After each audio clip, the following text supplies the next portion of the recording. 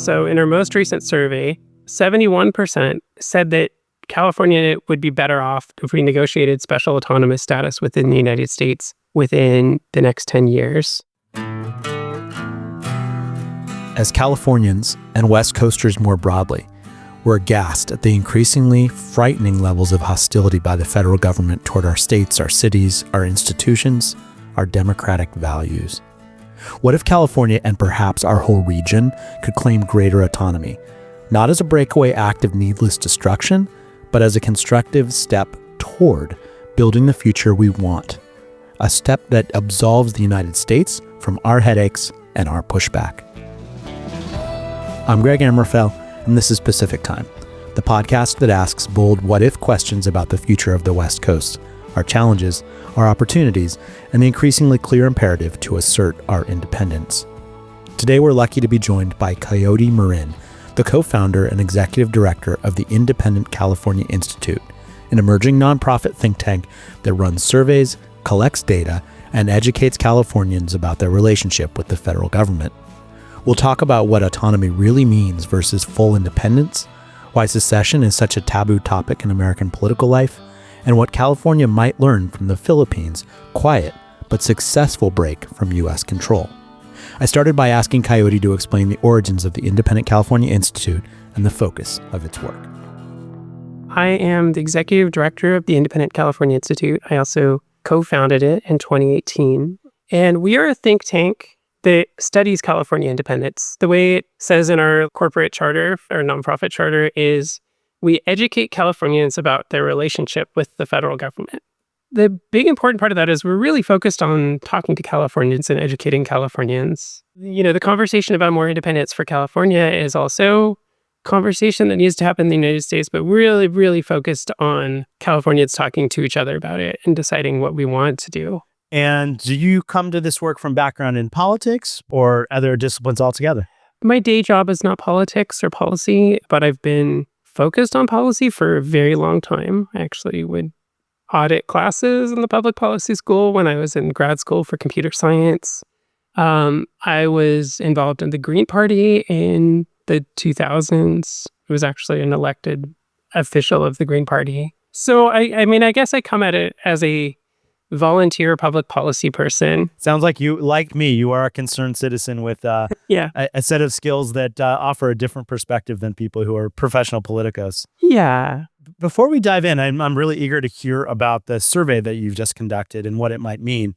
I think you're drawing an important distinction that I think we should establish right up front, which is you are a nonprofit think tank, not an advocacy group, not in pursuit of a particular policy initiative or campaign. Can you elaborate on that? Look, we just try to put facts out and give people all the perspective. And I think if you really want to understand how we work, the thing to read would be our essay, What It Means to Be a Donor State, which talks about, we pay money to the federal government, and then the federal government spends some of that money in California.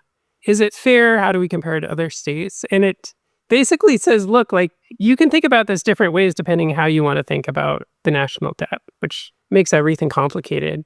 I wrote this as me, not like as on behalf of the think tank. Like, I have my own opinions, but I'm like, I don't want to tell you what to think because this thing is complicated. I want to know you to know all the things you should think about. California becoming an independent country or a more autonomous part of the United States, both of those things involve a tremendous amount of policy choices that Californians would have to decide for ourselves. There's no way like one research organization should be like, oh, we should just do this, right? Like, we try to give people options and tell them what's going on. And in general, like in most of these cases, whatever we could do for ourselves is going to be better than what the federal government does now. Things are really just so bad, and California's position in the United States is really unfair. California independence it's not about destroying the United States. It's about building a better California. And building is hard work. Building is like, you have to really understand what you're building. You have to make hard choices. Just because it sounds like it could kind of thread through our entire discussion, could you draw a distinction between full independence and greater autonomy? What does that mean? Greater autonomy means that we'd be a state, but we'd have powers that other states don't. And in theory, California has that now. We have the policy to set air quality standards for vehicle emissions that no other state has, that's granted by a federal law. So essentially, we'd be negotiating for federal laws that get California more autonomy. And those could, also give more autonomy to other states, depending on what it is. So one of the problems California has, and that most states have, really, is about half the taxes we pay go to the federal government. And then like a quarter of them go to our state government, a quarter of them go to local government. Aside from the military, aside from like Department of Defense, Veterans Affairs, most of what the federal government does with that money is send it back to states or send it back to localities and say like, here, it's up to you to implement Medicaid, right? It's up to you to run a healthcare exchange. It's up to you to build roads. And it's like what California autonomy would look like is take the middleman out of it. Instead, it would say like, the federal government collects a certain portion of taxes that go to healthcare. And if your state wants to run a healthcare system on its own, you can have your tax dollars back and you just have to meet these standards. You have to have universal coverage or whatever. And if you don't meet the standards, people could see you in federal court. But if you want to go on your own with your own tax dollars, the states are doing the work anyway, so we'll just let you do it. And we could do that with a lot of pieces of the federal government. You can have this sort of pay your own way, do it your own way option. And other states could do that too. That would be fine. Whereas, letting each state set its vehicle emission standards might be problematic for small states. I could see why they only granted that to California. But a lot of these things wouldn't. And especially, again, not really a problem for California. But if we let other states say like, band together a group of 5 states and make a healthcare system with all your healthcare dollars. Yeah, you have more eloquently expressed something that I've been saying, which increasingly it seems like the federal government is a money laundering machine that really clouds the purpose of our tax dollars. But you zoom in on a number of really important issues to consider. A recent episode is looking at the relaxation of the EPA's climate finding.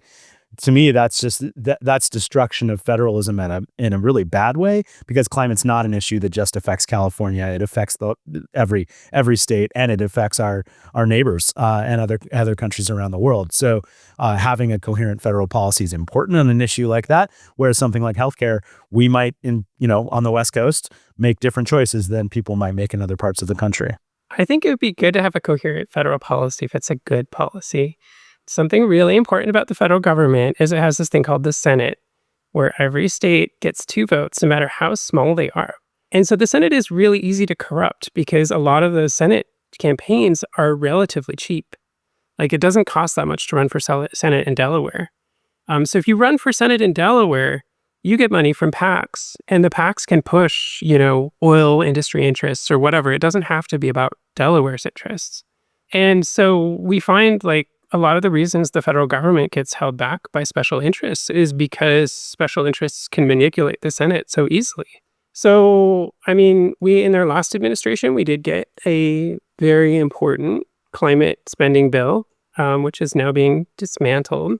But I'm just not optimistic about the United States as an institution to be able to like make hard choices about climate change. I hope I'm wrong, but I think California actually, say California were an independent country, we would be so much farther along in climate change, and we would have made so many innovations and inventions on our own that we could be sharing with the world right now if we were not tied down by the United States. If we didn't have half of our tax dollars controlled by the federal government. We could just decide on our own, like we tried to, that we're not going to sell gas-powered vehicles anymore in California. And if we could center our trade policy around that to try to work with other economies that are lowering their carbon emissions rather than being part of one that's the biggest carbon emitter per person on the planet. So, in an ideal world, that is a global policy, but you have more faith in the United States than I do. Maybe, maybe not. I also grant what you're saying, which is that on something as important as climate, if California and other partner states, and I look at, I live in Washington State now, Oregon and other places around the country, I think could all be part of stepping into the leadership vacuum that the federal government is leaving behind. Because what I observe in general right now is there's sort of two threads in federal action under the Trump administration. There's federal hostility, which is making things difficult, and then there's federal withdrawal. In cases of federal withdrawal, it sure seems to me like states are well within their 10th Amendment rights to fill the vacuum with their own decisions. And then it becomes a discussion about how to fund that work, right? Well, yes, if you trust that the Supreme Court makes rational decisions about the Constitution, sure. It is looking a lot like right now that the Supreme Court just covers for the Trump administration. So, you get the same hostility. These are troubling times for sure. So let's, under that heading, let's step back. Your institute has just put out really interesting survey data. Could you give some context on the survey, how long it's been running, who you've surveyed, the rigor behind it? I'd love to know more about it, and then let's dive in. So this is our third poll that we've run. The first was in February 2024. Then we run one right before Inauguration Day this year, and then one in June of this year. We run all our polls with YouGov, which is, a very reputable polling agency. The most recent two polls are really focused on policy. So we give people specific pro-independence policies that California could adopt with the consent of the federal government, and ask people what they want to do. Our first one was kind of more focused on opinion and independence in general. What are the highlights? What jumps out in the findings from this most recent survey? Californians really like the idea of special autonomous status within the United States. So in our most recent survey, 71% said that California would be better off if we negotiated special autonomous status within the United States within the next 10 years. And the other thing that jumps out that's actually surprising to me is sort of how stable people's opinion of having more autonomy or leaving the United States has been, both before Trump got elected and after. Basically, support for special autonomous status, or favorability towards it, people think it would be better off, is just under 60%. And for peaceful secession, it's just under 60%. And it doesn't seem to have been really moved at all by living under the Trump administration. It's a very stable opinion. We saw in the last poll that if you don't just look at better off versus worse off, or should we do it or shouldn't we do it, if you look at the people who say much better off or definitely, that has definitely solidified for a number of these questions. Maybe the sort of general political climate towards secession is quite high. There's quite a lot of support for it, but it's not shifting. But within the people who support it, it's becoming a lot more solid. Which is to say opinions are hardening, but not really changing. Yeah, opinions are hardening, yeah. Got it. My summary of what you just said is that acceptance of the idea of special autonomous status is way stronger than interest in actual secession from the U.S. Yeah, and interest in secession is quite high. So in our last poll, we had one of the lowest favorability numbers for peacefully becoming an independent country. It was 56%. It's been as high as 61%. And then we actually asked people, like, if there were a ballot initiative that said, declared our intention to peacefully and legally secede from the United States through negotiation, would you vote for it? 44% of people said yes, and 54% said no. So that's not good news for a ballot initiative. Like, you want your yes numbers to be at 60, but it's really high. I mean, one of the things I want to get across to Californians is like, it's okay to talk about secession. If you ask a random Californian what they think of it, they're probably going to be more in favor than not, because it's a taboo topic. And we think that, we're just having these thoughts and they might offend people, but it's actually everyone's having these thoughts and they're legitimate. Coyote, what's driving attitudes towards secession and this notion that it's a taboo topic? What informs people saying, that's uncomfortable? And I experience this a lot, by the way. I think it's the way that the United States talks about secession. Right? So the United States was formed through violent secession from the British Empire. We see that in a positive light, fine with that. And then we talk about the American Civil War, where the South unsuccessfully tried to secede from the United States violently so that they could keep slavery, essentially. And then we have another big secession that happened in American history that we never talk about. We don't even think about it as secession. Do you know what it is? I'm not sure what you're referring to. Tell me. So the Philippines. So the Philippines is a country that now has about a third the population of the United States. The United States acquired it through Spanish-American War and held on to it for about 40 years. And the Philippines got their independence peacefully by sending people from the Philippines to Washington to ask for independence and negotiating, because they got Washington to say, like, sure, but we want to have a permanent military base in the Philippines. And the Filipinos were like, well, let's try again. And there was, a Philippine War of Independence against the United States that was unsuccessful. But that's not why the Philippines got independence.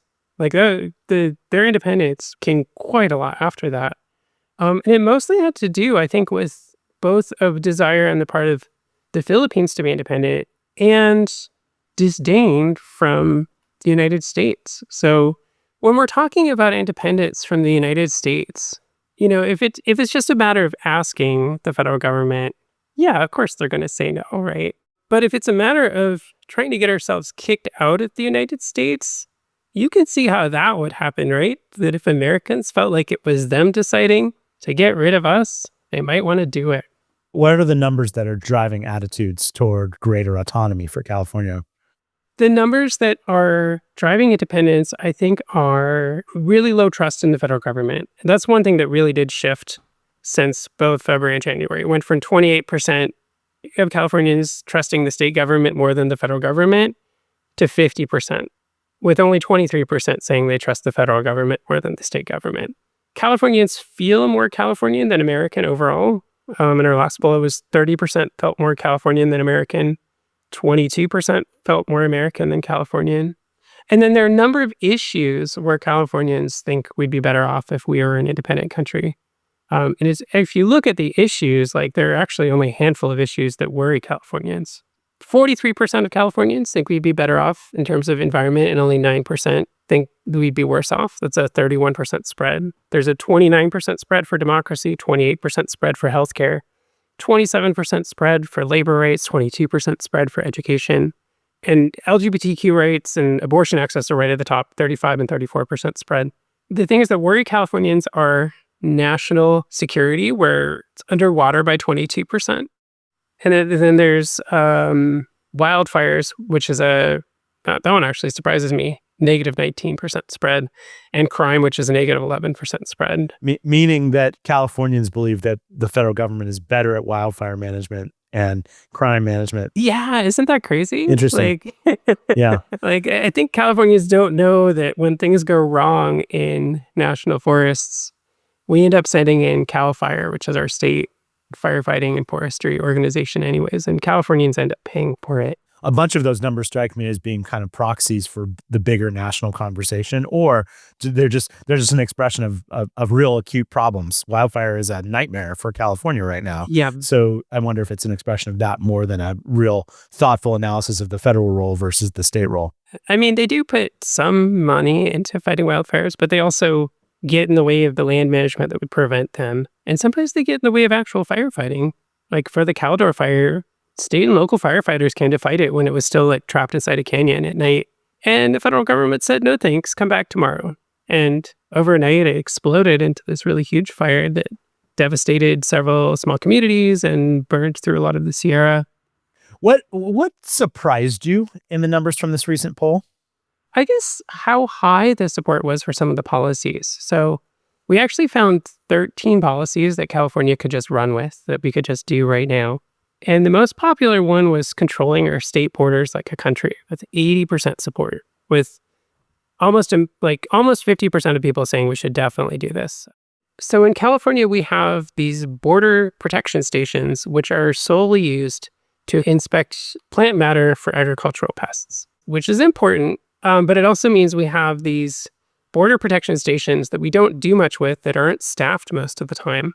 And America has a real problem with gun violence. In Nevada, you can buy essentially a machine gun. You can buy a semi-automatic weapon with a bump stock, and you can drive it into California and start shooting people. And we find that, guns used in crimes often come from other states. Like we could stop those guns from getting here in the first place. And it's, it has support among Republicans too, which is unusual for a lot of pro-independent stuff. But yeah, 80%. It can't possibly be that expensive to staff up our border protection stations, to change the law that says we have the right to inspect for all contraband and not just plant material. And as far as I know, no one's moving on that. That's what Californians want to do. What other policies jump out in that set of 13 that California could move on now? Creating a path to state citizenship. States have the right to declare anyone, under their jurisdiction to be a state citizen. U.S. citizens who live in a state automatically are state citizens under the 14th Amendment. And so this idea of state citizenship is really atrophied because it's sort of right automatically, except it's not in California, right? Because so much of our population is immigrants. A lot of it's undocumented immigrants who've lived here for 10, 20 years, who are definitely Californians, definitely part of California. Not just Californians, but Americans in general have wanted a path to U.S. citizenship from Congress for at least the past 2 decades. The federal government just can't get it done.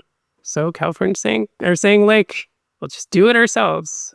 And that could feed into opening up voting rights. Because we have situations, because large percentages of people in certain cities, disproportionate ones, are not citizens, local democracy becomes a farce. Like King City, California, about half the adults there can't vote because they're not U.S. citizens. So is that really democratic local government? Is the government actually responsible to the people it governs? And you could do it in a way that you don't have to rethink what citizenship, the relationship between citizenship and voting. Because one solution is just residency voting. So if you live there, and you're an adult, you get to vote there. We don't care about citizenship. But the other way is to say, like, California citizens get to vote. We get to control our California naturalization system. We don't have to let someone who's just visiting from another country vote. But we do want to let people who've been here a long time. What else is surprising? Yeah, arresting immigration agents when it is legal to do so. There's something called federal supremacy immunity, which says if federal law acting under the federal government's constitutional authority says someone can do something, even if it's horrible, the state can't get in their way. However, if federal agents are not acting within federal law, or they're clearly acting like criminally or maliciously, they lose that protection. Federal supremacy goes away. And so we have situations right now where the federal courts have very clearly said ICE has to respect constitutional rights. You can't do these roving raids, and you can't just go to a Home Depot parking lot and pick up everyone who's there because they're in the Home Depot parking lot. And they're still doing it. And 72% of Californians say, like, we want police in California to arrest those people, not to, like, sue, not to, have strongly worded statements about it. Like, charge them with kidnapping, put them in jail. So, and that's another pretty big disconnect, I think, between Californians and local government. I think probably people in Los Angeles feel even more strongly about it. And Los Angeles has made some very strongly worded statements and taken very little action. Well, and it strikes me that LA is ground zero for a lot of other blue states and blue cities, that ICE's funding in the last budget means they're coming. They're coming in Seattle. They're coming in Portland. They're coming in other parts of the country. Yeah, exactly. And that's the only way you get back to rule of law. Like, its leader is literally a criminal. Their agencies don't have any respect for the law. Whatever you do in federal courts, the U.S. Supreme Court will come in and just wave it away, right? They'll be like, well, we'll just put that on pause. We don't have to give you a reason. And so state law is the only rule of law that's left. Right. So let's just underscore a few things before we leave the polls. And I'd love to drill into some of these topics. I think they're all very, very interesting. And I know you think about the kind of how to make some of these policies happen. But you're saying about arresting immigration officers that what percentage of Californians? 72%. With 500 people responding to the survey, plus or minus 5%? Plus or minus 6, yeah. Still, even in the lowest case, greater than 65% and maybe as high as almost 80% of Californians think that's a good idea. Yeah. And then 47% say definitely. It's not like, yeah, I guess so. That sounds right. It's like, let's do this. Right. And then you have to, those numbers correlate with political party. So if you have a heavily Democratic city like Los Angeles, or really like any major city in California, they're going to be higher for people in that locality. Right. If 72% plus or minus of people said they'd like to see California arresting immigration officers for illegal activity, that's right in the neighborhood of how many people voted for the Democratic candidate for president, and maybe even more. People are getting uncomfortable with the behavior of the Trump administration, period.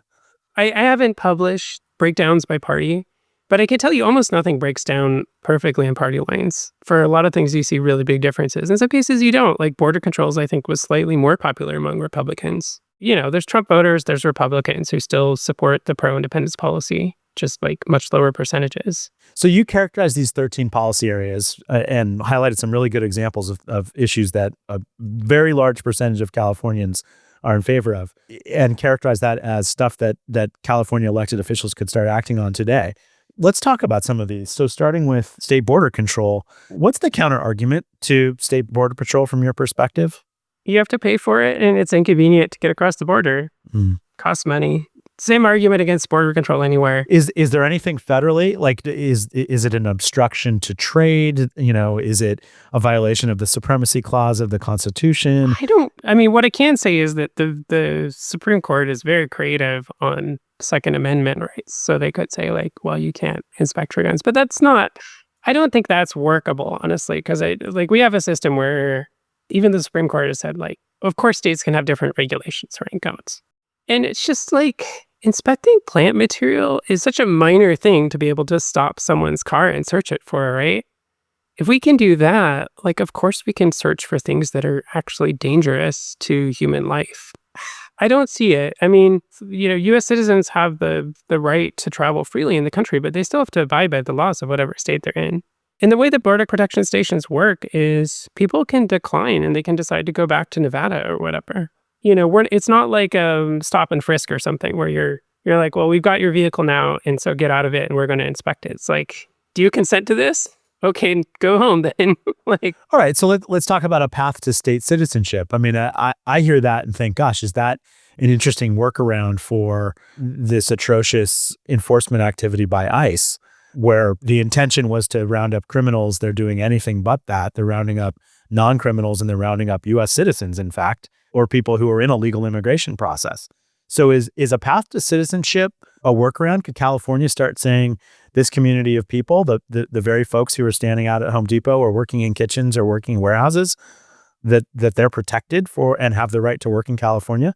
I think in the long term, yes. I think in the short term, this is such a crisis that, by the time we could decide what we wanted to do and get any sort of citizenship system together and defend it in court, like, it would be too late to help people. I like the mayor of Huntington Park, which is like a really heavily Latino, heavily immigrant city, probably also a city where a lot of the adults can't vote. He said that, these people, these like hardworking people that they were rounding up were Americans, not because they were U.S. citizens, but just culturally, that they like believed in hard work. And I think that's the approach we want to take right now, that we don't distinguish between Californians that we want to keep and ones that we don't. I think actually dividing it up like that could be unhelpful. Where citizenship could be helpful is for a couple reasons. First, it gives us power over how Californians are treated in other states. So some of these other states have anti-immigrant laws. If a state tried to apply those against a California citizen, that could create legal trouble for them, because states have to, under the U.S. Constitution, they have to grant the same rights and privileges to other state citizens as they do to their own citizens. It's not about U.S. citizenship, it's about state citizenship. The other way state citizenship could be helpful is as a sort of truce. I think a reasonable thing to write into federal immigration law is that federal immigration enforcement can't remove a state citizen without their consent or something like that. If a state wants to keep people and it grants them citizenship, then like, of course, the federal government should respect that. Other states want to, like Idaho wants to have almost no immigrants, and like that's the society they want. We wouldn't stop them. But we want immigrants. Californians are very pro-immigrants. Immigrants are an extremely necessary part of California in so many different ways. And they're what makes us the place that we are. It gives us the diversity and the connections to other parts of the world. It's not even that immigrants are necessary. It's that immigrants are so woven into the population and the culture of the region, right? Yeah. It seems to me as a Californian like an attack on my identity in many ways, these raids. It absolutely is. It's a attack on what California is. I think this actually gets back to the Senate. Like a lot of the places that are small, it's not small in population. It's not necessarily because they're physically small. It's that they're unwelcoming and unappealing to a lot of people, to immigrants or to people who aren't white. And so those states don't grow as readily as states that accept immigrants. And California is a really interesting case because from time to time, people publish these numbers. More people are moving out of California than moving in. When they say people, and they mean within the United States.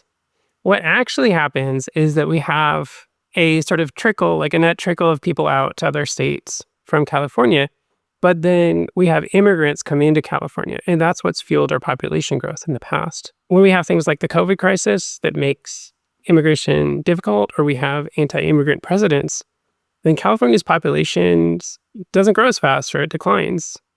And that's not because California is suddenly failing or something. It's because it's all about immigration. Like, that's just the way California works right now in the United States. And that's also something to think about. Like, if we were an independent country and say we're like 20 years later and most Californians didn't also have U.S. citizenship by birth, Californians couldn't trickle out of California to like cheaper housing. We'd have to solve it here. Before we leave immigration, this third issue that you mentioned was about the possibility of arresting immigration officers for illegal activity.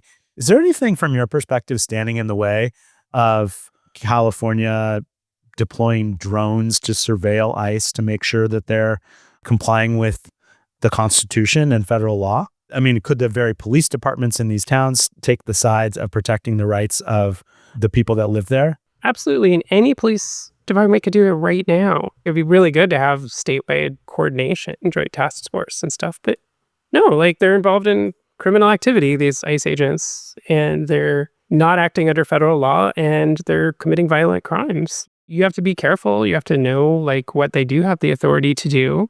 And you have to figure out how to identify them. I mean, what's kind of interesting philosophically is, needless to say, if the LAPD started turning around on ICE and saying, no, you cannot arrest this group of people, that would be the kind of confrontation that the Trump administration seems to savor. It would be the excuse to ratchet up the violent crackdown on quote unquote lawlessness in California. But they don't need an excuse. Like, they did it without an excuse. I think you think of it as like playing out on the streets, but it would be playing out in the courts. It would be really slow.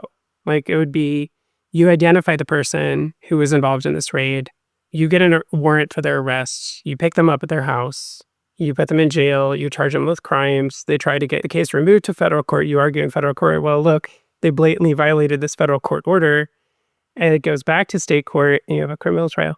Like, this is all actually very slow and boring. And from the point of someone who's working for ICE, it would be scary, it would have a chilling effect, which criminal law is supposed to chill crimes, make people not want to do them. But I think it would be, too boring, too slow to actually get people worked up. Yeah, I think it's crossed my mind that people who are on the side of constitutional order and the rule of law have been playing increasingly decent defense, but the chance to go on offense is to start crowding the courts with cases on the sides of constitutionality and being more assertive in that way. Is there a case to be made against Kristi Noem or Tom Homan? Not that we'd perp walk them and throw them in jail, but could they be sued? I mean, you could say they're running a human trafficking operation. Putting people in CCOT is human trafficking under California law and under international law. I think that might be a bit tricky.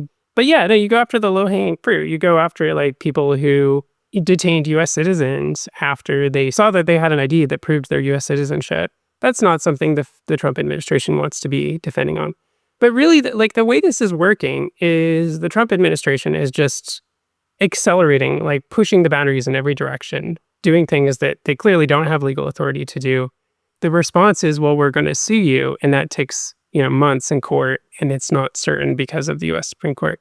California needs to do things now and say, like, well, if you think we're wrong, take us to court, right? If you want this ICE agent out of jail, prove that we don't have the authority to do it, or prove that they didn't commit a crime. That's how the court system worked. And in the meantime, we'll, continue monitoring immigration activities, and we'll continue arresting people who are blatantly violating the law. What you're asserting, which is a really important point, is that states already have a lot of autonomy. And so how far could they push it, particularly when they're in the right, that they're on the side of the Constitution and the rule of law and all its associated norms? And it sounds like you're saying, hey, there's room to do more without any change to California's status. Yeah. So what would make me nervous, which local police could also do, is, shooting ICE officers for resisting arrest or for fleeing the scene of a felony or something. Like, that starts looking a lot like civil war. I would want to see, identification, do your homework, get the warrant, pick up the people accused of it in this really unexciting way. Maybe don't even have media coverage of it. People in the federal government will know why this person didn't show up to work. They can act accordingly. But to try to keep it as peaceful from not, exploding into gunfights in the streets between law enforcement agencies. And I'm sure that's what everyone in law enforcement wants too. Like, people in law enforcement don't actually want to get in gunfights and get hurt. Yeah. So let's take a big step back then, Coyote. What are the ingredients of a peaceful move toward special autonomous status? Deciding what we want. That's probably the first one. I think control over tax dollars is a good one. Control of land, control of water. So that's the first one. And like, some peace on immigration policy where like whatever they decide to do in the rest of the country, they leave Californians alone. I think those are some pretty popular demands for California. So first, like deciding what your demands are. That's what you do in any negotiation. And the second thing is being willing to bring pressure to say like, gosh, looks like you're having trouble passing a budget. Wouldn't it be terrible if the federal government shut down? Why don't you move forward on some of these autonomy initiatives we've asked for? In our polls, we found that like we asked people like, do you want to use these sorts of hardball tactics? We asked are we justified at using them? And Californians say yes. Like in our last poll, 60% said yes. And in January, it was a little higher. That could just be margin of error. We really tried to game it out and then see what the problems might be, where Californians were willing to go. So I think if California makes a demand about something that's popular among Californians, then like we could use that pressure to ask for changes in the law. Like that's what autonomy is that you have a law that says things work differently between the federal government and California. When I spoke to Marcus Ruiz Evans from the Cal Exit movement, he gave his perspective on the legality of a move toward secession, but I think the same could apply to autonomy, that there's very little case law on this. There's maybe only one case, Texas versus White, that was kind of post-Civil War. And it kind of boiled down to an up-down vote of the Congress and the signature of the president to grant greater degrees of autonomy. Do you share that view? And I think the discussion has really shifted. But yes, my position is that California can secede from the United States with the consent of Congress and the president. Like if there's a law that says if we ask for it and there's a law that says we can, then we can. Then we're an independent country. Like, and that just follows from the United States sovereignty. Like it's sovereign as a country, like within the international system over all the land it controls. And that means it can decide part of that land is now under a different regime. Like that's just part of like if it can't do that, then it's not really sovereign over the land. In any culture, we want to tell you that like certain things will always remain the same, that California will always be part of the United States and like secession is impossible. So during the last Trump administration, the way they did that, it would require amending the US Constitution. And that's really hard and it almost never happens. There hasn't been a significant amendment to the United States Constitution in my lifetime. Like there was one where they resurrected like something about paying Congress that was actually created in the 1700s and that in the 90s. And that was it. Like before that, it was 18-year-olds get the right to vote. That was in the 70s. So that's what they do. They're like, that's impossible. So let's focus on what I want to do instead. Right. So now this time around, people are saying like, well, you'd have to get Congress and the Trump administration to agree to that. And you never do that. So this is silly. Don't do that. Focus on what I want to do instead. Right. They're saying this is silly and a distraction. Like they don't care what the mechanics of it are because they don't take it seriously. But from our point of view, getting a law passed is doable. It's either not going to happen or it's going to happen in a way where small states like take over the system even more and they push more disproportionately conservative ideas. And it's just horrible. But the counter argument, John Zeisman, who came on the podcast, he's a Berkeley political economist, said secession and autonomy are non-starters. I mean, it just sort of boils down to California has major military bases and port access and is so critical to the federal economy. The U.S. is never going to let go of it. How do you argue against that? They don't care about budgets now. Yeah, I mean, look what Congress just did, right? They hugely expanded the deficit so that they could give this marginal tax cut to really rich people that amounts to a ton of money. It's just like this absolutely stupid thing to do from a fiscal policy standpoint. If they're willing to do that, they're willing to give up the balance of payments from California. If you include COVID spending, which, there's a study of California's balance of payments, like how much more we get from the federal government than we pay in. If you include COVID spending in the average, then we actually came out ahead in terms of raw dollars. Other states did way better. They got way more borrowed money thrown at them than we got thrown at us proportionally. But like that might actually have a pretty neutral effect. Maybe impede the United States' ability to borrow money, But that's happening for other reasons. Like it's happening because the world's just lost confidence in the United States, and that's not going to change whether California is in the country or not. My argument is like you're assuming that the United States is like a unified entity with that rationally protects its own interests. I don't see the evidence for that. No, I get it. And Marcus made that point too, that, hey, if you turn on Fox News, the boogeyman almost every single day is either Gavin Newsom, Kamala Harris, or Adam Schiff. Yeah. Oh, yeah. I listened to that episode. Yeah. That's the other thing is that conservatives are unwittingly paving the path for California independence, or maybe some of them are doing it intentionally, that they're imagining if they could just get California and other liberal states out of the country, then they could have their like Christian nationalist paradise. I think they'd find that economically and diplomatically very difficult, but they could figure that out for themselves and then maybe decide they want something different. Like that is like the farthest thing from what Californians are interested in worrying about right now, right? We're interested in housing and climate change. We want to solve those problems, not like stupid problems that Americans create for themselves. The way to look at it, if you want to understand a state's relationship to federal spending without getting all confused about debt, is you compare the percentage of federal taxes that your state pays to the percentage of federal spending that it gets. And you can divide one by the other and get a dollar amount. So in that sense, California pretty consistently gets 80 cents on the dollar. So if the federal government's budget was balanced, or the same amount of money went in and out, and they didn't have any debt, right? There was no deficits, no debt, we'd get 80 cents on a dollar, right? It looks like we're breaking even or coming out ahead because the federal government borrows so much money, and it borrows it in our name, in theory, right? Like they're hoping in the future they can use California dollars to do that. But like there's no call for that because like we already paid off our share of the debt. Like, go to Alabama or something and say like, you guys got to start living within your means.